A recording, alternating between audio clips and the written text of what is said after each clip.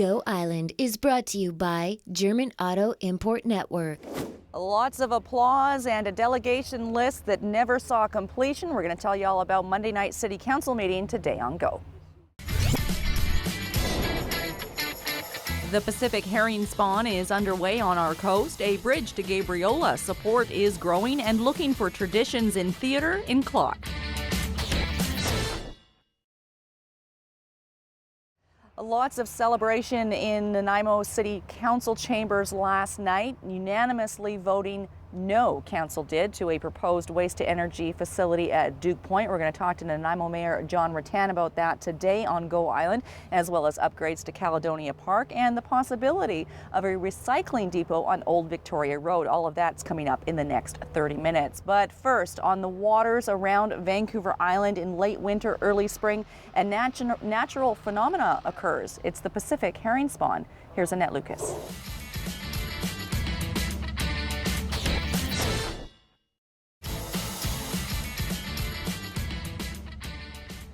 A full council chamber at Monday night City Council meeting, and once the council unanimously voted to send a letter of non-support to Metro Vancouver in regards to a waste-to-energy facility here in Nanaimo, the crowd went nuts, so to speak, applause all around. And while we might think the issue is over, it's not. What's going to happen next? It may not be over is the issue. You know, the problem is the site that was selected at Duke Point. It's held by an industrial company, and it's correctly zoned for that application. So there is a possibility that Metro Vancouver may try to force this project on us, even though Council unanimously has declined last night. And you feel very strongly, some words, we will not let Nanaimo be known as a garbage dump to Metro Vancouver, and that Vancouver's role in this was sort of too little too late. They didn't come over. There was a lot of opposition last night and not really a lot in favor. Well, I think, you know, from my standpoint, we were told that there would be a commitment made sometime in November and then December, and then it got into February, and then it got to the end of March. And in the last few weeks, we received notification that, in fact, they're not going to make it its final decision until 2016. And that's just not good enough. I mean, the people are angry. There's questions being asked. No one to answer them. You know, it's a class case on how not to try to promote a new change. And it just, after a while, everyone grew tired and said, look, you're not here to support us. You're not here to tell us what the issues are. We were in a rather strange position of trying to promote this waste energy project for Metro Vancouver. And we said, we're not the proponents. You are. Get over here and tell the people what's going on. And when it became apparent they weren't able to or chose not to, we made the decision. So how can a business start up in the city if the city's saying, no, we don't want you? Do you not have to issue permits to have that business go into operation? Yeah, there are certain requirements, obviously. But in this particular case, zoning is the big thing. And this particular site that was intended for use was correctly zoned. And, you know, people say, well, change the zoning. You cannot. You cannot punitively change the zoning simply because you don't like the type of businesses there. Okay. And so there's case law dealing with that very problem. So we're trying to say, okay, if they do want to go ahead, just understand that the community doesn't want it. Recognizing that last fall, the RDN, the Regional District of Nanaimo, voted unanimously not to support it. We had a chance actually it was in February of this year. One of the councillors brought forward a motion then to stop it. And I didn't support it, and several others didn't, because I wanted more information from Metro Vancouver. Up to last night, I was still prepared to hear more, but there was no new information. It didn't come, and so enough is enough. So are we in a position now to sort of wait to see if it comes back? Well, and if it does, it does. If it doesn't, it doesn't? What we're going to do is, and it was part of the motion last night, we're going to send all the letters that we and emails that we received from the public over to Metro Vancouver and copy it down to the province and the Premier to say we want and may need your assistance in ensuring that Metro Vancouver isn't going to force this project on us when we don't want it. And I think we spoke very clearly last night of what our views were on it, and if they try to impose it on us, we'll resist every way we can. Excellent. We're going to come back after a short break with more highlights from Monday night's Nanaimo City Council meeting. still to come today on Go Island. With rising ferry costs, a bridge to Gabriola is gaining support, and there's 1 hour on the clock to solve a clue.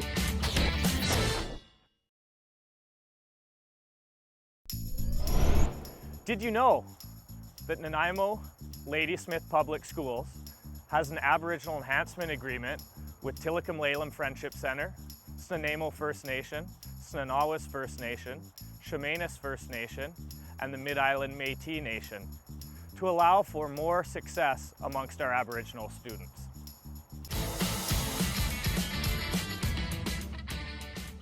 You're watching Go. What came up on the agenda at Monday night City Council meeting was Caledonia Park. What's the latest development there? Well, we're doing some upgrades, actually fairly substantial upgrades, almost $390,000. Primarily change rooms, washrooms, which are really in sad state and need to be upgraded. And we're going to also put money into the bleachers, which are also in need of repair, rebuild really. It's very steep at the present time.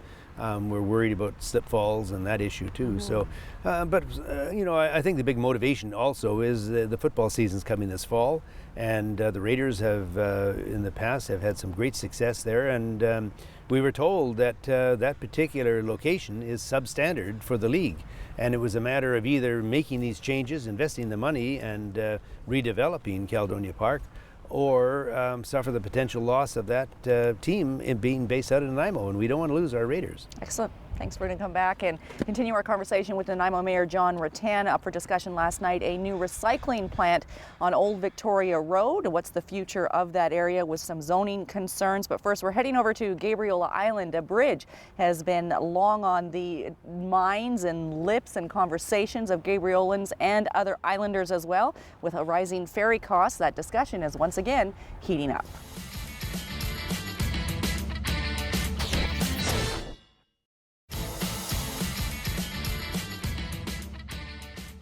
You're watching Go Island on Shaw TV Channel 4. Moving to the forefront of discussion in our community is a recycling center on Old Victoria Road.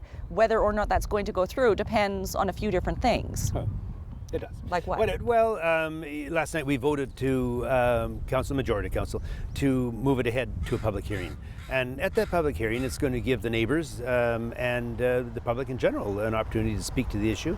The proponents will be there, the neighbors will be there, and then we'll see after we've had a chance to really discuss it at length and hopefully answer whatever questions they may have on it, make a decision. And the decision is to rezone the property, because right now it's residential and it would need to be changed to light industrial. Right. Okay, now I'm at risk of going over time, but we can't rezone an area to keep a business out, say a waste to energy facility, but we can rezone to bring a business in. And this is where subjective versus objective versus what regulations allow. Yes, but remember, aesthetic decisions. No, I don't disagree, but remember that's what a public hearing is all about. With the waste to energy project, there was no public hearing, and because that particular site that was used was correctly zoned. This one, the zoning is changing on. And this is why we have a public hearing, so people both opposed and supportive can speak to the issue, and then council can make a decision based on the information they receive at the public hearing. And there's an official community plan in that area as well that sees it as being residential. Yes. Okay. Yeah. But I think the bigger picture is that we have to remember that as the city grows, there are different changes to the community, and we've had so many public hearings on new liquor stores and other venues of different types. So it's never constant in the city, and things are changing. And as the city grows and expands, and as the boundaries grow and expand, like this particular case, is that the highest and best use of the land? And if they want to build on that site, recycling is really important. And it's going to be, I understand, the only recycling depot in the South End that would help residents of Cinnabar Valley, as well as those in closer in. So I think it's an important one to do, but the public hearing will make that determination. When's that going to happen? Probably in about 2 to 3 weeks. Pretty quick? Very quick. Yeah. Yep, very Excellent. Quick. Okay, thanks very much. We're going to throw things over now to Todd Jones and Derek Johnstone. I call them the boys. They're out hunting for a clue in Clock.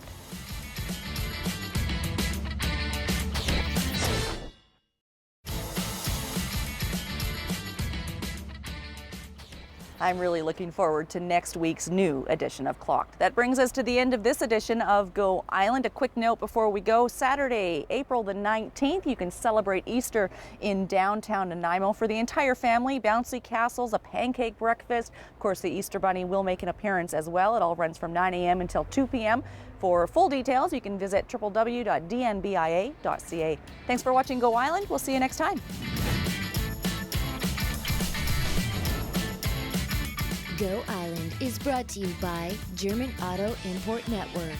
Clothing supplied by Catwalk Fashions. Kate's Hair and Aesthetics provided by Maffeo Salon.